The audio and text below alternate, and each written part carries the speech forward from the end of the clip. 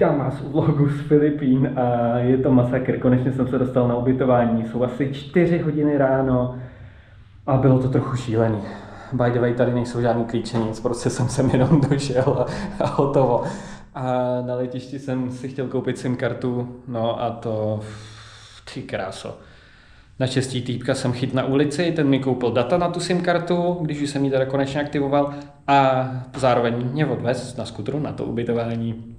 Konečně přišel ten čas, kdy potřebuju nějakou bundu, ale najít nějakou pořádnou zimní v Decathlonu na Filipínách nemožný.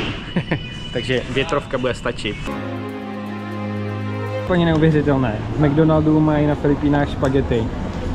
Přesouvám se na Davao a zítra mě čeká výstup na nejvyšší horu Filipín. A no, mám let zpožděnej, dostal jsem voucher do salonku, což je super, akorát tady z tohohle autobusáku. Tady nikde žádný salonek není. Takže smůla, no.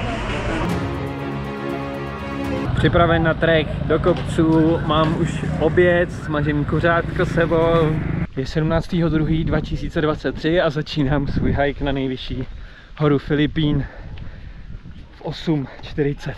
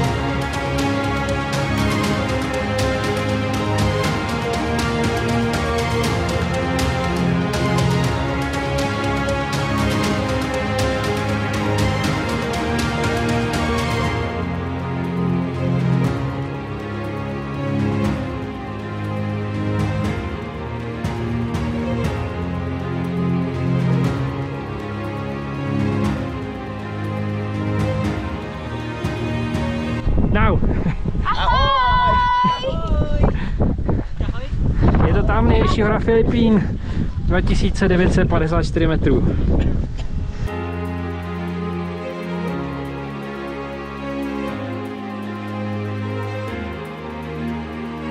A tady je něco jako dvojvrchol s cedulkou, ale ten opravdový vrchol je tam, kde jsem byl předtím, ten je tamhle.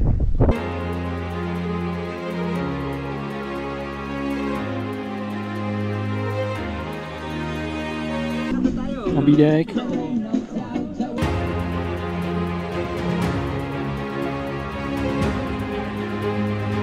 Přišel jsem na jednu zajímavou věc o deštném pralese. Tím, jak je tady hodně vlhko a propotí si člověk třeba jedno oblečení, tak ono mu nejenže mu do rána neuschne, ale ono mu neuschne ani přes den tady. A teď tady krásně na kroskách pojedeme dolů za 50 pesos. Cheers! Sige, bounce, bounce, beta, beta, bounce, mafia, beta, beta, bounce, bounce, beta, bounce, mafia.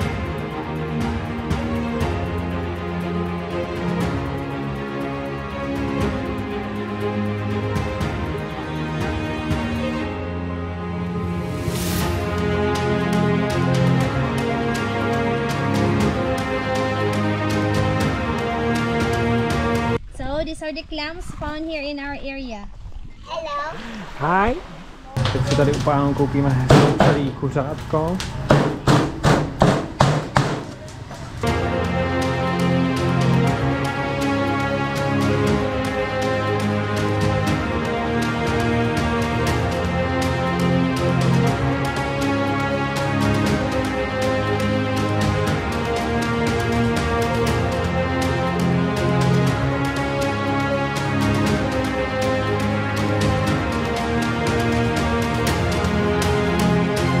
jsem si udělal výlet k tomuhle vodopádu už po druhý, protože první den pršelo extrémně, tak jsem to otočil na parkovišti a dneska to zase není o moc lepší. Mám tu nějaký deštivý dny. A pak je tu ta sranda, popojede člověk asi 1,5 kilometru od vodopádu, za mnou je zataženo a na druhé straně krásný modro, nádhera.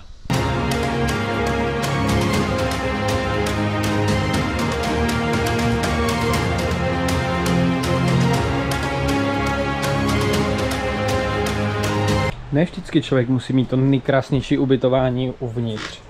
Tak je důležitý, jak to vypadá venku a jak daleko je moře.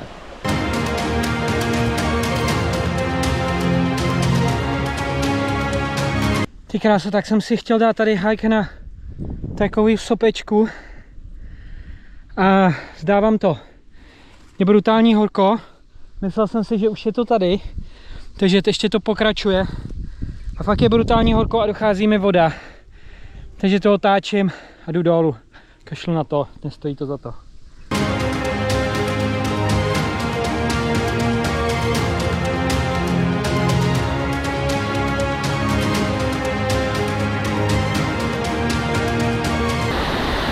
Tak jsme to dokázali, dostat se až k vodopádu. Super. V příštím dílu uvidíte směr Bohol. Jsme se kouknout tady na čokoládové bonbonky. A občas se tu tak stane, že přijde brutální chcanec. Dal jsem si tady místní specialitku. Tak jsem tady zabloudil někam na konec světa, ale je to hustý.